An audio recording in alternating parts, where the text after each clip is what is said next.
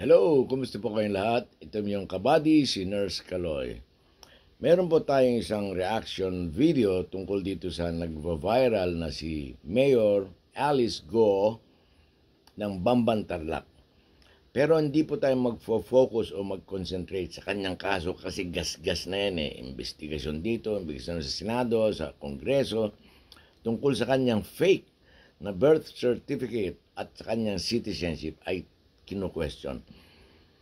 Ang ating tatalakayin dito sa ating video ay tungkol dito sa kanyang magulang na ayon po sa Security Exchange Commission, sila po ay Chinese. Ang pangalan ng kanyang kinikilalang ina or allegedly nakasakasama dito sa incorporation na to ay si Lin Wenyi.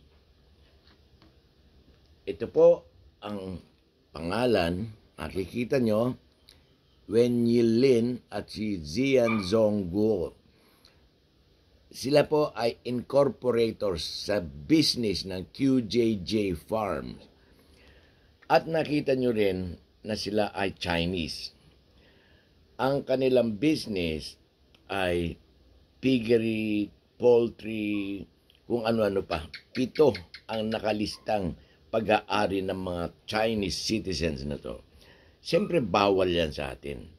Ang mga aliens, o dayuhan, ay hindi dapat magme-may-ari ng properties dito sa Pilipinas. Okay, isa pang gusto kong talakayin ay yung, ito nga po, papakita ko sa inyo.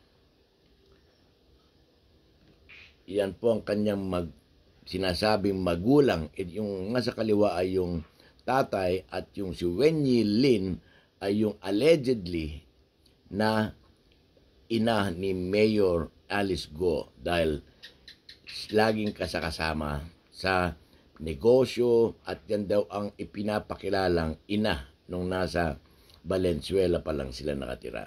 Pero like what I said, hindi tayo magdudwell dyan kasi ang title ng ating video is Alien Invading the Philippines or Invasion ng mga dayuhan dito sa ating bansa. May papakita ko sa inyong video clip na hihiramin natin kay Kapopong, isang idol. Let's subscribe sa kanyang channel at sa article ni Mr. Velasquez or Velasco tungkol dito sa napakalaking pogo.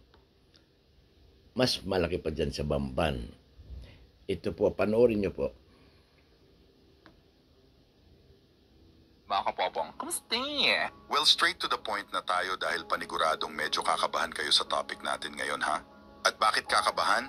Well, ito lang naman ay dahil base sa statement na ipinost ni Ding Velasco, ay dyan ay ipinaparamdam niyang hindi naman talaga sa Bamban dapat matakot ang mga Filipino, kundi sa mismong lugar sa Cavite. Yes, mga kapopong, at ang tinutukoy na nga ni Ding dyan walang iba kundi itong super laking pogo na nasa Cavite mismo. Actually, kung isa-summarize kasi natin itong mga ipinost ni Ding, ay dyan ay malalaman natin na itong pogo na ito kayang maglagay ng approximately 20,000 na mga Chinese. Which is ang nakakatakot kasi dyan, papaano kung mga Chinese na nasa military age of 25 years old, up to 40 years old pala ang nandyan? Or in short, at upang hindi na rin kayo malito parang ang ipinapaunawa dyan sa post na yan, ay papaano kung ang karamihan pala sa mga Chinese na nagtratrabaho dyan sa pogo na yan Papaano kung hindi lang pala mga ordinaryong Chinese, kundi mga sundalo pala ng China na... Ayun po, nakikita nyo, ang mga dayuhan o aking tinatawag na alien. Alien kasi wala silang mga documents. Wala silang mga proper identification. Alam naman po natin, at yun po ang number 1 na problema ng Pilipinas. Ito yung mga napepeking documents like birth certificate. Diyan sa PSA. Kawawa, pera-pera po ang nangyayari kaya ang mga dayuhan nagkumpul-kumpul na rito sa Pilipinas. maraming napepeke. Ilan mga pogo workers na sinasabi.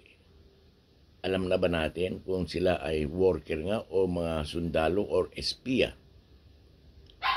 Sa dami ng mga workers sa binanggit, pwedeng 20,000. Paano kung yung mga espiya sa ating gobyerno? Di kawawa tayong mga Pilipino. Isa pa ho, ang kaso ni Willie Ong, iniimbestiga ngayon sa Kongreso. Siya po ay carrying fake IDs, pero meron siyang 290 na ari-arian.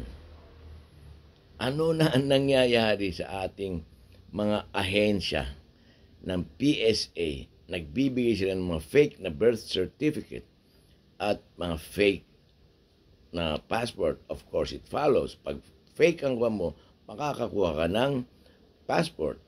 Then makakabili sila ng mga ari-arian, which is not supposed to be, kasi mga dayuhan sila.